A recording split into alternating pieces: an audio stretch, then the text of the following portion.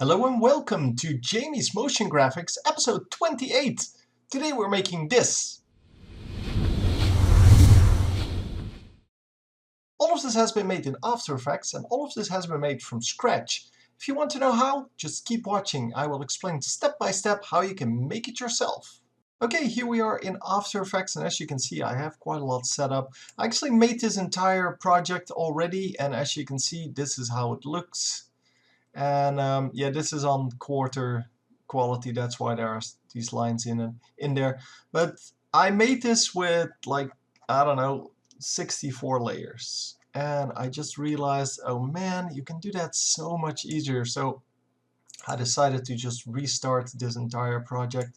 I'm going to set this to 30 seconds. Sorry, 30 seconds. And we're going to start over. First of all, load in a photo. Then we're going to put in the balls effect. Where are you? Ball effect. Okay.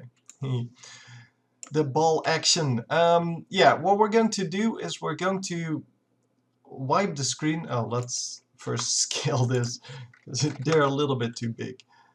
So we're going to, okay, let me explain the ball effect first. So the ball effect, as you can see, makes little squares here, which is kind of ridiculous.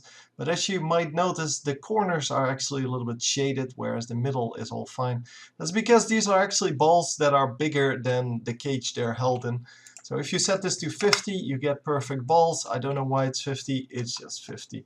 If you put it up, then you will see that yeah, the balls become bigger, but the cage where they're in is not actually becoming bigger.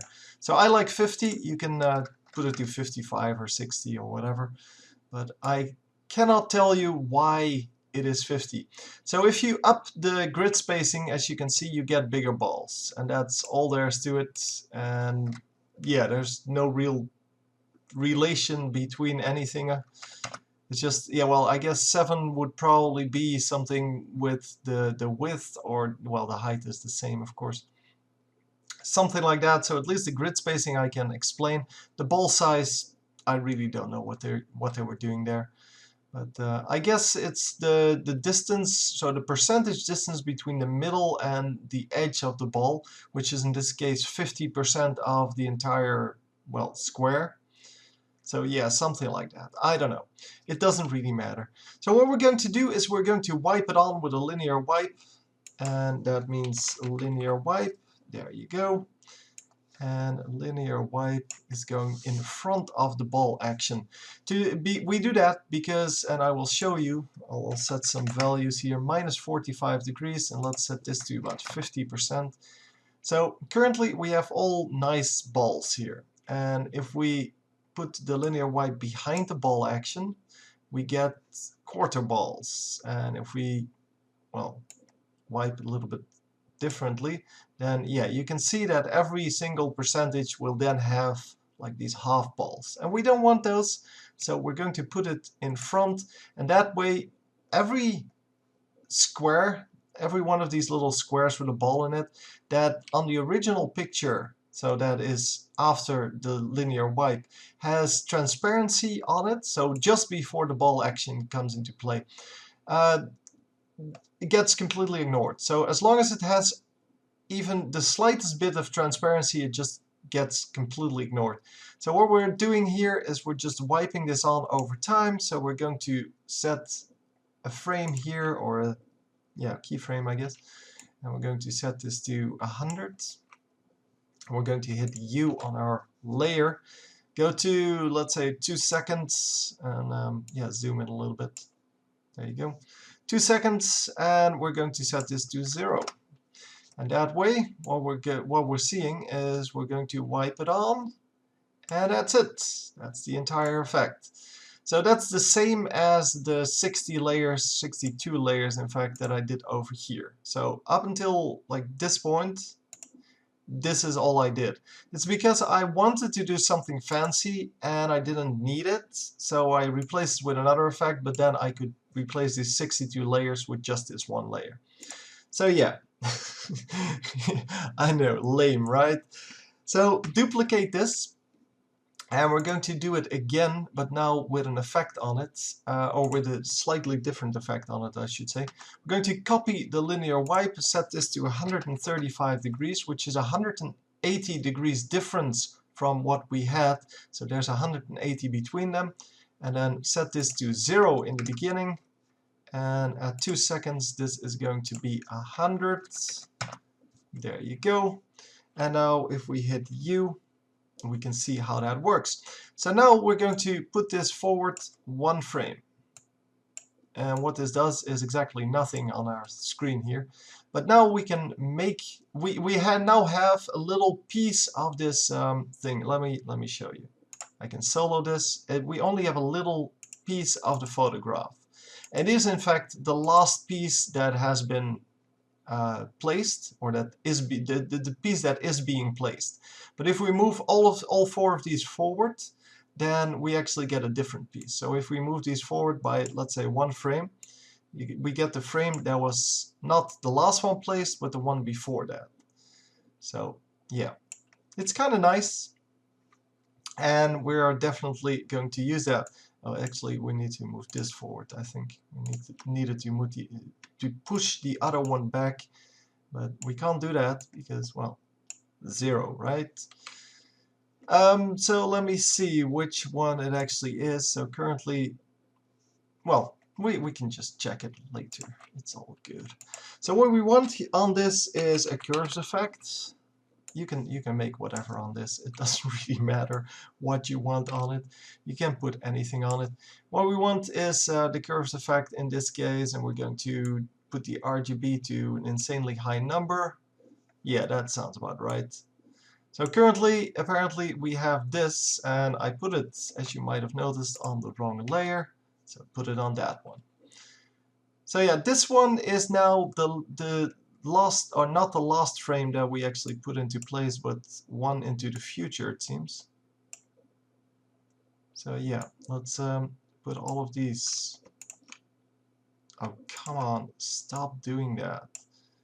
They made the control key behave differently from what all other programs in the world have, but yeah, well, that's why I screw up so often.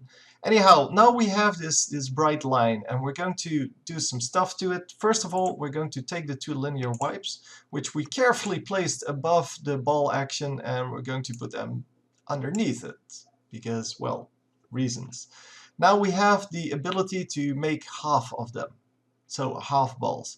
But since we're not placing new balls, we're only, well, lighting them up, it doesn't matter that we have half of them, and we are in fact going to feather out both of them by about 50 pixels. That seems about right. Maybe add some glow. There we go. Put the glow behind the curves, I guess. I don't know whether it actually matters, but we're going to do it anyway.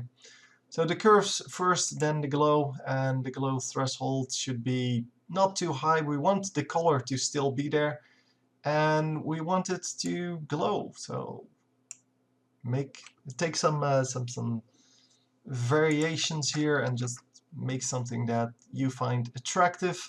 For now, this will do, I guess. Let's see what the A and B colors make of this. No, that's terrible. Original colors. So yeah, we currently just have a bunch of glow, which is all good, and yeah, that's what we wanted. You can of course make different effects as well. If you say like, yeah, but I don't want that, I want to have different colors on there. Oh wait, we have curves on here. What am I doing? So if you say like, no, I want like a different color on here, then you can do that as well. You just make the color happen, and hopefully that will actually work. Actually, there's not a lot of red in this, so yeah, there's that. Let's up the green then. That should be visible at least. But yeah, you're now changing only this this little line, and since it already has glow and such on it, it's kind of hard to see what's going on. Let's see if the tint effect can help here. So the tint effect can actually put in other colors if you want that to. And currently, yeah, because of the glow, it kind of screws up, but yeah, you should put them in different order. There you go. Now we have a red line that's actually following. So and then you can put the glow back, I guess, and then the red will start to glow. But if you put the curves on, then yeah, the curves aspect drops in, and that just has a lot of power to it. Because we put it very high on the RGB scale. Come on, just reset. So yeah, I'm going to remove the tint, but you can do that. I just want the background colors. It's fine. Okay, the final thing we're going to do here is we're going to take the original photo and wipe that on with the double linear wipe. So remove from this top one the ball action, remove the curves, remove the glow. All we're left with is this. And what we're going to do with this is slightly different from what we did before. I'm going to go to 2 seconds. This is the end of our animation. And we're going to change these these timings around a little bit. So first of all, let's drag them into the future. So now you can see what's happening. This one is actually the back side, I guess. So let's put it over there and put the other one. And now the other one will come in, hopefully. Yeah, there you go. So let's put it like this, a little bit more, I guess. So this is going to be the end situation. We're going to feather them out a little bit more, let's say 300 pixels. Here also 300 pixels. And by doing that, we have more of a transition into the balls. So we have a slight look into the photograph as it originally was, and the rest is still these balls. But they are also, just like the other ones, coming in. Well, let me set this to a quarter so we can actually see what's happening. They're also coming in, as you can see, as a wipe. And it currently just goes all the way across the screen, but if we go to 2 seconds where we actually made it, we set the new points. These ones are just to make sure that it goes the same speed as the original one. But now we're going to delete them because we have new points, new endpoints, and after that it wipes on and then it stops. There's nothing here. So yeah, that's basically what I did in 64 layers here. And then these last 2 layers are the same as we have now. Only, well, now it's different. Now it's also I had the photo reversed because I screwed up, but yeah. This is the way I kind of envisioned it. You can of course do way more with this transition. So if you want to do more with it, just well, try it, duplicate it. Here you can make it a lot brighter if you want to. You can of course feather it out way more if that is what you want. So let's say you want to feather it out a little bit more to like 100 maybe. Let's do 100. I don't know, something like that. Seems fine. So yeah, you can brighten up this this layer. You can also, as I already showed you, color it, and then you can mix some colors in there, make it more of a interesting transition. You can also put something completely different over this, so a custom, like, I don't know, something like this. What's it called? It's called noise, but I don't know which one. Fractal noise. Here, if you put fractal noise on the one of them, let's just take one of them, and then oh wow, everyone's soloed. Yeah, that'll help. So if we go back a little and you put fractal noise on this and just get the right settings on it. So let's say dynamic progressive, and then make the contrast higher, something like that. You can make a whole different effect on it.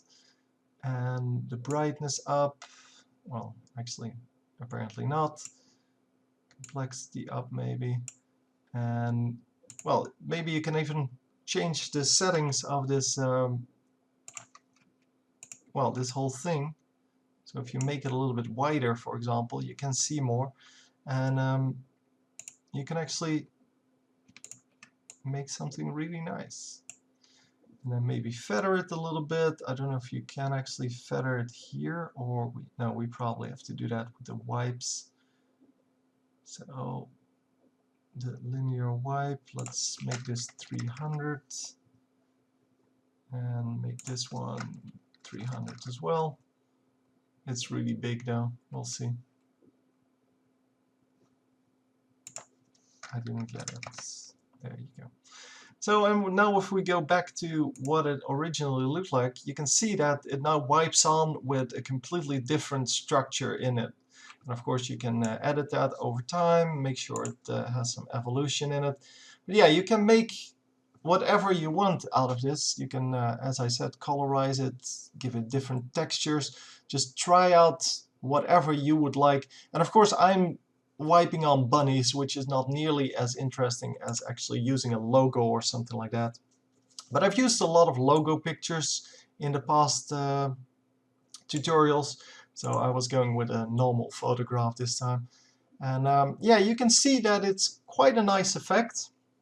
It also leaves quite a nice well, view behind for, well, once it's done. And if you set it to full, these will actually become balls again. You can of course also say, like, I want bigger balls here, and then wipe a second layer on there with smaller, and so I make it finer over a number of these wipes and then eventually reveal part of the photograph, or even leave like a few big balls here and then a few smaller ones here, and then it fades into each other. And yeah, I don't know, just be creative with it, and leave in the comments if you created something and you uploaded it somewhere, or you have some photographs or whatever. I would really like to see what you made with this. So anyway, that's all I have to say about it. Hope you enjoyed, and I will see you next time.